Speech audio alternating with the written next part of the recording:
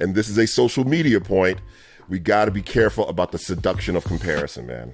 I use social media to market my work. I don't spend a lot of time on it because here's what happens to me.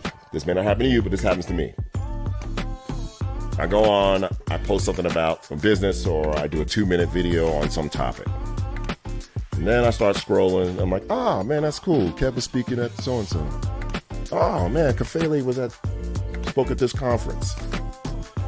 Then after a few minutes, I find myself asking, why did they ask Dean Booker to speak at the conference? They didn't ask me to speak at the conference.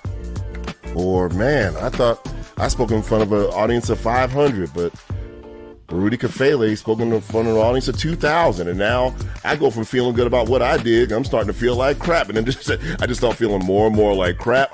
I go from seeing how people are doing to comparing, and I'm just warning you against it. I'm not a researcher. I don't know if that's common with people. I'm telling you, I've caught myself doing it, and it affects how I take swings. It puts me in this state where what I'm doing is not enough, and that is a dangerous place to be. It's a dangerous place to be. And I don't know if social media is designed to result in that, but I'm telling you, I find that to be very common, and I just caution you to develop some kind of filter that when you feel yourself going that way, log off and get back to creating something.